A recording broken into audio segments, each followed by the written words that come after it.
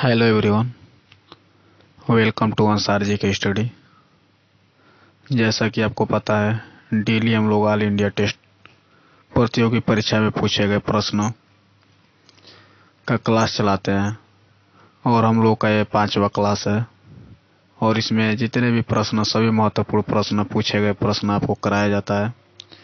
अगर इसके पहले 4 वीडियो नहीं देखे हैं तो प्ले लिस्ट में जाके देख सकते हैं। तो चलिए स्टार्ट करते हैं। और आपके सामने पहला प्रश्न, बताइए निम्नलिखित में से कौन सा पारिस्थितिकी तंत्र कृत्रिम नहीं है। मतलब कौन सा कृत्रिम नहीं है, आपको ये बताना है। तो बताइए उद्यान, ये तो हमको लग रहा है कृत्रिम है। धान का खेत, ये भी कृत्रिम है। बांध का जलाशय, ये भी कृत्रिम है। तो क्या नहीं है इसमें बच्चों? तो इसका ऑप्शन बी सही है, जंगल। ये कृत्रिम नहीं है। चलिए अगला प्रश्न देखिए। और आपके सामने है, सूचना और संचार प्रौद्योगिकी क्षेत्र में एफडीडी का पूर्ण रूप क्या है। मतलब एफडीडी का फुल फॉर्म पूछ रहा है, आपको बताना है। बताइए इसका आंसर क्या हो सकता है। पहला है फोल्डर डिस्क ड्राइव, दूसरा है फ्लॉपी डिस्क ड्राइव, तीसरा है फ्लॉपी डाटा ड्राइव और चौथा फोल्डर डाटा ड्राइव। तो इसका आंसर आपको याद रखना, ऑप्शन बी सही है। इसका फ्लॉपी डिस्क ड्राइव इसका सही आंसर है। ठीक है बच्चों, याद रखिएगा। तो इसका आंसर ऑप्शन नंबर बी सही है। चलिए अगला प्रश्न आपके सामने है, आपको बताना है वर्ष 2020 में मानवाधिकार दिवस कब मनाया गया। इस क्वेश्चन का पूछने का मतलब ये नहीं है बच्चों, आपसे पूछ रहा है कि बताइए मानवाधिकार दिवस कब मनाया जाता है। तो बताइए इसका आंसर क्या है। तो आप सबको पता होगा कि 10 दिसंबर को मानवाधिकार दिवस मनाया जाता है। तो ऑप्शन नंबर इसका सी सही हो जाता है। क्लियर है। चलिए अगला प्रश्न देखते हैं।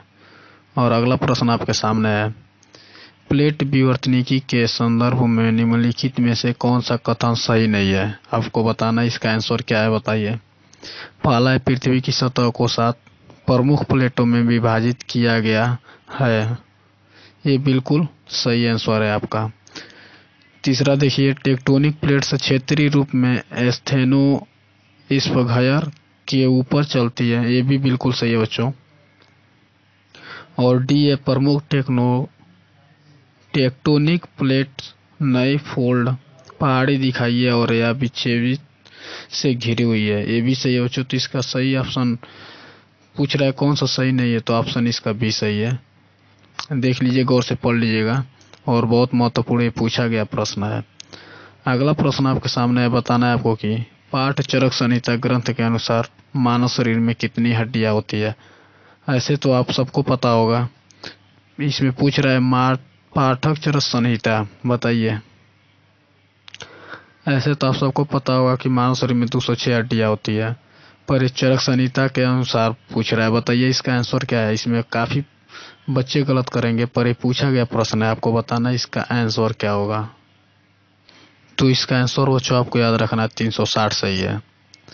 चरक संहिता चरक द्वारा लिखी गई एक ग्रंथ है। ठीक है। चलिए अगला प्रश्न देखिए। और बताइए 2022 के राष्ट्रमंडल खेलों की मेजबानी कौन करेगा। बताइए इसका आंसर क्या है। प्रतियोगी परीक्षा भी होने वाला है, इसमें पूछा जा सकता है प्रश्न। बताइए इसका आंसर क्या है। तो इसका आंसर सही है बच्चों, ऑप्शन नंबर आपका बी सही है, इंग्लैंड। क्लियर।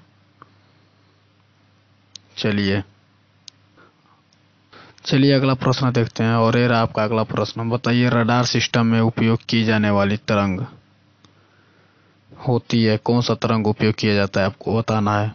बताइए इसका आंसर क्या है। आप सबको पता होगा, फिर भी आप इसका आंसर गलत करेंगे। फिर भी बताइए इसका आंसर क्या हो सकता है।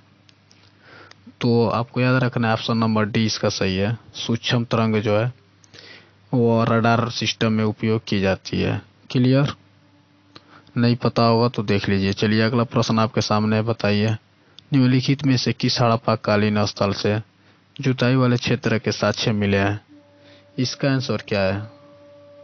तो इसका आंसर बच्चों आपका बी सही है, कालीबंगा, जो राजस्थान में वर्तमान समय में, और एक घग्गर नदी किनारे है। ये बहुत महत्वपूर्ण है, आपको याद रखना है। और पूछ सकता है आपका कि चनौदड़ो कहाँ है, तो ये आपको याद रखना है हरियाणा में पड़ता है। हड़प्पा पूछ सकता है कि आपको किस नदी के किनारे है, और ये पूछा भी गया प्रश्न है, तो याद रखिएगा रावी नदी किनारे। और मोहनजोदड़ो सिंधु नदी किनारे। क्लियर। और ये दोनों पाकिस्तान में है। चलिए अगला प्रश्न देखिए और बताइए तापमान की एसआई इकाई कौन सी है। आज का बिल्कुल इजी और हल्का प्रश्न। बताइए इसका, इतना इजी प्रश्न आपसे गलत नहीं होना चाहिए। बताइए इसका आंसर क्या है। तो इसका आंसर क्या है बच्चों, तो इसका आंसर आपको याद रखना है, सभी को पता होगा, केल्विन होता है। ऑप्शन नंबर क्या सही है इसका, ऑप्शन नंबर सी सही है। कैंडला क्या है, तो ज्योति तीव्रता का एसआई इकाई है कैंडला, और विद्युत धारा का एम्पियर। क्लियर। चलिए अगला प्रश्न देखिए और आपको बताना है 2020 के अर्जुन पुरस्कार से सम्मानित दूती चंद किस खेल में उपलब्धियों के लिए जाने जाते हैं।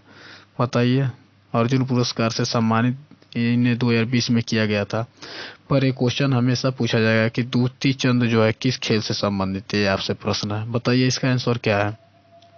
तो इसका आंसर बच्चों आपका ऑप्शन नंबर सी सही है, एथलेटिक्स से संबंधित है।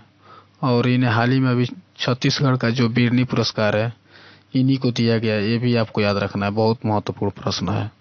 अगला प्रश्न देखिए, अगला प्रश्न आपके सामने है, किसी औसत वयस्क व्यक्ति के लिए ध्वनि का श्रव्य सीमा कितनी है। बताइए इसका आंसर क्या है, जो व्यक्ति सुन सकता है वही पूछ रहा है। बताइए इसका आंसर।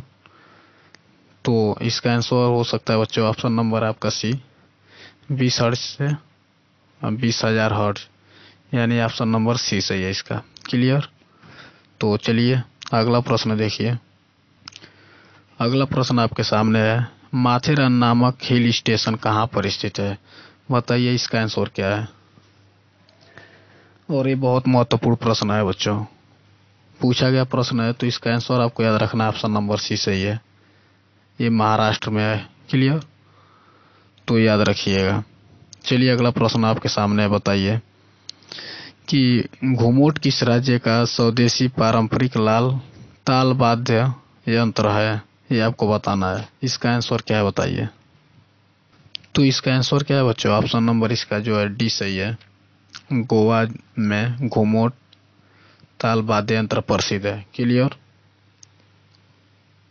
और गोवा में एक महावीर राष्ट्रीय उद्यान है, बहुत महत्वपूर्ण एक ही है, वो भी इम्पोर्टेंट है, आपको याद रखना है।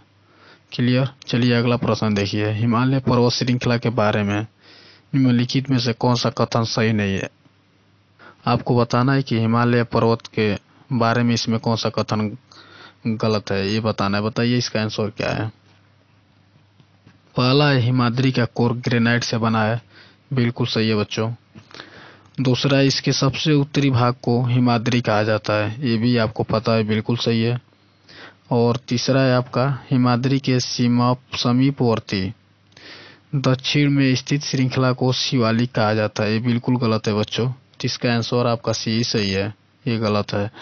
शिवालिक पर्वतमाला नदियों द्वारा लाए गए और समेकित अवसादों से बनी है, ये सही है बिल्कुल। चलिए अगला प्रश्न बताइए कि किस राज्य को कसूती कढ़ाई के लिए जीआई टैग दिया गया है। बताइए इसका आंसर क्या है। तो इसका आंसर बच्चों आपका ऑप्शन नंबर ए सही हो जाता है, कर्नाटक। और कर्नाटक को कुछ और महत्वपूर्ण जीआई टैग प्राप्त है, जैसे आपको बता दें बाबू बूदन गिरी अरेबिका कॉफी के लिए भी कर्नाटक को जीआई टैग प्राप्त है। सिरसी सुपारी के लिए भी, गुलबर्गा तूर दाल ये भी कर्नाटक के लिए जीआई टैग इसे प्राप्त है। और राजस्थान के कुछ बारे में जान लीजिए। नहीं राजस्थान नहीं, तेलंगाना। तेलंगाना आपको याद रखना है बच्चों कि तेलंगाना जो है, जो तेलिया रुमाल है उसके लिए जीआई टैग प्राप्त है तेलंगाना को। और एक आदिलाबाद रोका है, उसके लिए भी प्राप्त है इसको। ठीक है। और बिहार जर्दालू आम कतरनी चावल के लिए जीआई टैग प्राप्त है। और शाही लीची चिली जो है उसके भी। और एक बता दें मखाना जो है वहाँ का, मधुबनी पेंटिंग, ये सब के लिए बिहार को जीआई टैग प्राप्त है। क्लियर। चलिए आगे बढ़ते हैं। अगला प्रश्न आपके सामने है, भारत के किस राज्य में खुरजा मिट्टी के बर्तन संबंधित है। बताइए।